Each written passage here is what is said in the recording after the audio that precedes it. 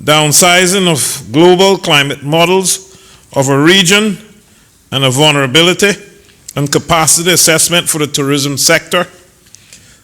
Unfortunately, Mr. Speaker, this policy was never advanced for adoption by the government.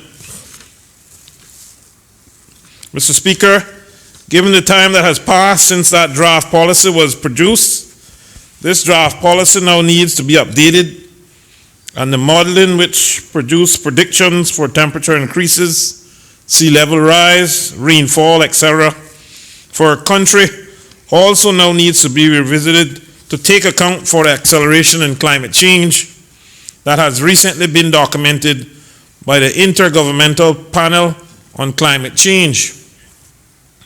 Mr. Speaker, I would also like to advise that the National Energy Policy, which is spearheaded by the Ministry with responsibility for energy and which the DOE participated in developing, has established the following high-level targets that relate to mitigation of climate change.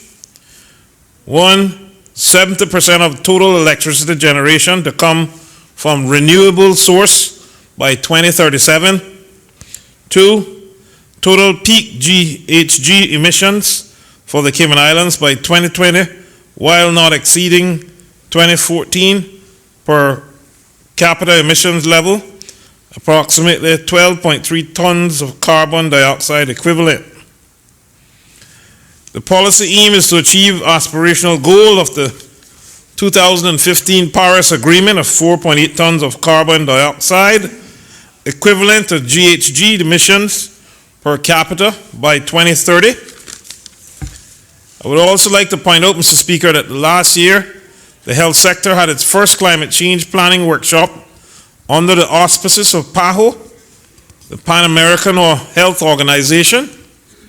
This recognition by PAHO and our own health industry practitioners helps to underscore the importance of the health sector's involvement in adaptation to climate change by our citizens, which is also recognized in our draft National Climate Change Policy. Not to be left behind, Mr. Speaker, a few years ago, the Ministry with responsibility for agriculture also had a consultant visit to develop a national food security policy, which is strongly linked to climate change and was actually a recommendation of our draft National Climate Change Policy. This further highlights the fact that climate change has far-reaching effects throughout our economy, our livelihood, and our sustainability as a country. I am also encouraged to learn, Mr. Speaker, that recent discussions between His Excellency the Governor's Office and the Honorable Premier's Office has resulted in the following acknowledgement. 1, the government considers climate change to be a very important issue, given our potential vulnerability and the significant potential impact across a wide range of areas. As such, a paper is being prepared to be presented to the National Security Council outlining what steps the Cayman Islands government should be taken to address climate change, and that 2, climate change is a significant matter which the UK is prioritizing in terms of its continued work with its overseas territories. To this end, climate change will be a key focal point on the agenda of the next joint ministerial council meeting to be held in London in March 2020, and the provisions of the technical support by the UK to its overseas territories in one tangible area of support that is to be explored during the GMC. So, Mr. Speaker, in closing, regarding to addressing climate change and the issues that could affect our island, I would be grateful for members of this Honorable House to acknowledge and recognize the efforts, the recent effort of His Excellency the Governor and the Honorable Premier, as well as the work done by DOE, the National Energy Policy Committee, the Committee developing the National Food Security Policy in the Ministry of Agriculture, and my Health Ministry and health industry practitioners. We now look forward to receiving the advice of the National Security Council outlining what steps the Cayman Islands government should be taking to address climate change. As Minister of Health, I believe this is something we should accept. Thank you, Mr. Speaker. The member from Prospect. Thank you, Mr. Speaker. I too would like to rise to offer some contribution and comment on the private member's motion now before this Honorable House. But let me begin by thanking the member from Newlands for bringing this motion, which in large part, certainly as the Honorable Minister of Environment just outlined, it is something that is very much on the government's agenda. Mr. Speaker, I would like to point out, as the Honorable Minister of the Environment just stated, that the National Energy Policy for the Cayman Islands 2017 to 2037 calls for the retrofit of all government buildings and facilities jurisdiction-wide with renewable energy, energy savings, and conservation devices, with a view to achieving at least a 10% reduction in energy consumption by the 5-year review of the policy, which would occur on or about the year 2022. In the member's contribution, that is the member from Newlands, in introducing this private member's motion, he asked curiously why he hasn't seen more solar panels on government buildings, perhaps to suggest that this might indicate to him and others that the government is in fact serious about renewable energy, global warming, and of course pursuing the aspirations of the national energy policy. Allow me to elucidate the member and all others that on the 4th of September last year, the Facilities Management Arm of the government issued a RFP for the turnkey design and installation of a carport mounted 100 kilowatt AC output grid connected solar array for the government administration building. I can also confirm that a planning application was submitted earlier this month, January 2020, for that carport structure, and it is anticipated that this construction will be completed by the third quarter of 2020. The member, while speaking about the absence of solar arrays on rooftops, which certainly has become a popular location, not certainly in the region, but throughout the globe, has merit, Mr. Speaker. But in the estimation of this coalition government of national unity, and in particular the Ministry of Commerce, Planning and Infrastructure, roof installation is not the best option.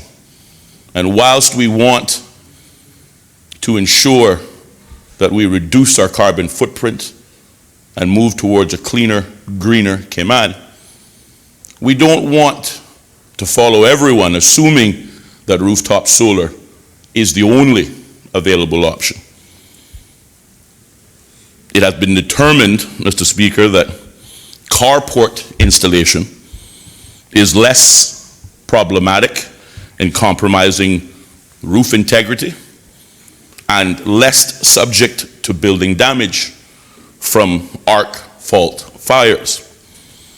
So perhaps the reason why the member and others may not be seeing rooftop solar does not suggest that the government is not serious about renewable energies, nor is it serious about reducing our carbon footprint, but it may just simply point to other options that are being explored, and that is my intent this evening to elucidate the member and others that this is a very live issue within this government, and it has not been forgotten. I'm also happy to report to this Honorable House, Mr. Speaker, that an energy policy coordinator was appointed on the 28th of October last year, and I can confirm that she is working with government entities to do a facility audit on all government-owned buildings. She's also been working on an RFQ to obtain the cost of an energy audit, which will provide information on the buildings that would benefit from the installation of solar. I say all of that, Mr. Speaker, to highlight once again, as the mover of the motion recommends, and to prove in some small measure that this coalition government of national unity agrees with him, but also to show evidence that this coalition government of national unity has not forgotten its commitment to a cleaner, greener Cayman. I would also remind members of this Honorable House that just last year, the Honorable Minister of Commerce, Planning and Infrastructure announced the import duties for clean energy transportation in support of the national energy policy in the form of a duty waiver which applies to electric, hybrid, and other energy efficient vehicles and non-fossil fuel transportation like bicycles, Mr. Speaker.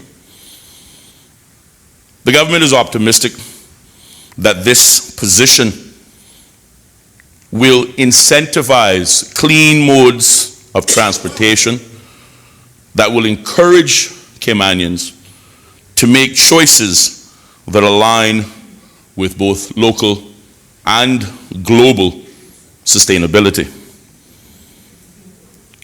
Mr. Speaker, we are on a path as a country, given our limited resources, to becoming a low carbon economy.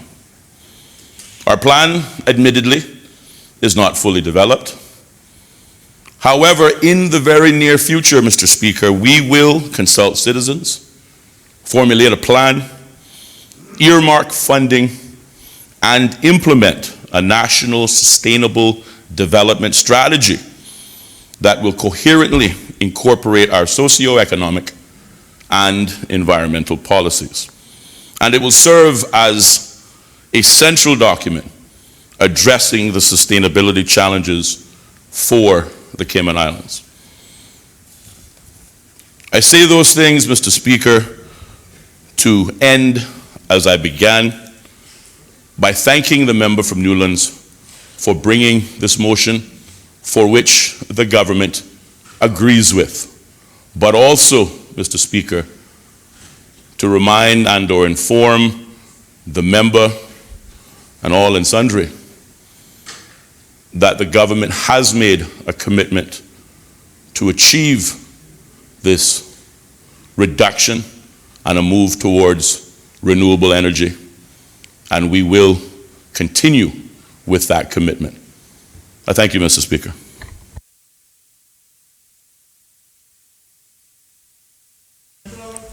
Thank you, The Mr. member for Speaker. Georgetown Central. Thank you, Mr. Speaker. I don't intend to be very long.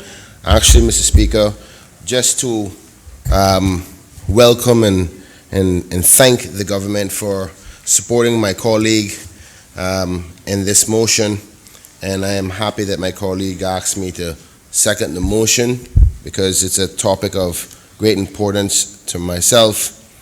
And I congratulate him to what is perceived to soon be a level of success, being closer to climate change.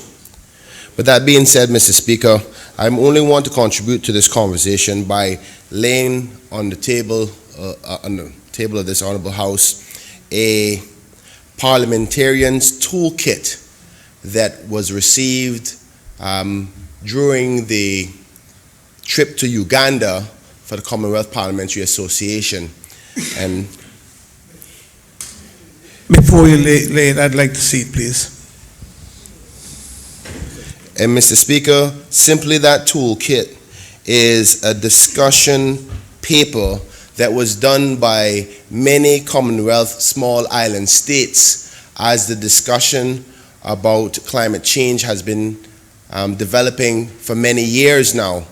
And that toolkit is filled with a large number of resources and information as to what other Commonwealth countries are doing, particularly those that are small developing states, in respect to working together as Commonwealth associations, also access to funding through across the world in efforts to address climate change, strategies from a parliamentary perspective, different types of approaches to address climate change in a world of knowledge. And I think, Mr. Speaker, that by laying that on the table of this House, that with all members having access to it, particularly that of the government, in their efforts to move forward to having a climate change policy for Cayman, that could be a great starting point. I've had the opportunity to be there in the discussions, and I think, Mr. Speaker, did you attend that? I believe you were there. You were there at the conference. I wasn't sure if you were there at that discussion, but the attitude towards this is one that most of the Caribbean is taking at this particular point, as well as many other small island states and the European Commonwealth Islands. So I encourage the minister to get a copy of it and make that be potentially, not necessarily the only point, because I know that there was other drafts before, but maybe in collaboration together with this new information and data and science, we can definitely get closer to climate change policy, but even before this administration is over. But that being said, I thank the government for supporting it, and I congratulate my colleague for bringing this very important motion to this honorable House. We'll call on the mover for his right of reply. Thank you, Mr. Speaker. I am smart enough to know when I've walked my way into a situation and when to get out. So I won't keep as much longer. That's good sense. But I really don't want to sit down without thanking all members for their support. Again, this could be viewed as a political thing, but it's not. It is a genuine effort by all of us because it is a real threat to our very existence in the longer term. Most of us have young children who depend on decisions we make here today to secure their future and their children's future. And the Cayman Islands is still a young nation. We're still developing. We still have a long way to go. And I think collectively we can give our country the best opportunity it can to survive and to nurture us and to sustain us and to continue to grow into its full potential. So thank you all for your support. I want to thank the member from Georgetown Central for his support as well. He did a lot of research as well. He supported me with his research and he brought back information, some of which was just tabled, that I was able to draw on. So I want to thank him for his efforts and of course the Honorable Leader of the Opposition for his support of this as well, and all the members of the opposition. So with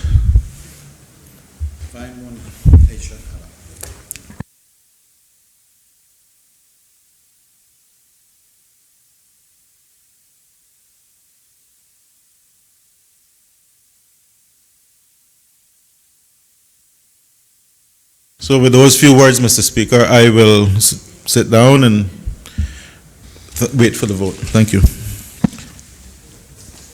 Question is, be it therefore resolved that the government considers taking the following immediate steps in order to create and move forward with the Cayman Islands climate change strategy. Convene a working group of government and private sector partners for the purpose of creating a Cayman Islands Climate Change Commission whose primary functions will be A, to create the Cayman Islands climate change policy, B, oversight and responsibility for the implementation of the Cayman Islands climate change policy, C, ensuring that the Cayman Islands applies for membership and representation in regional and global organizations focused on climate change, D, to engage with representatives from the private sector to increase awareness on climate change, E, to recommend changes to the Cayman Islands primary school curriculum to ensure that the topic of climate change features prominently across all the key stages of education. F, to ensure that the Cayman Islands develop its own initiatives in accordance with the Paris Agreement. All in favor, please say aye. Aye. Those against? The ayes have it. Motion number 2, private members, motion number 2 has been passed. I'll call on the government to move the adjournment.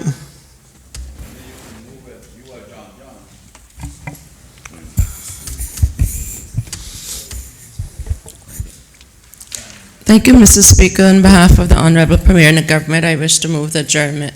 Sine die. Question is that this Honorable Legislative Assembly do stands adjourned, sine die. All in favor? Aye. Those against? This Legislative Assembly stands adjourned, sine die.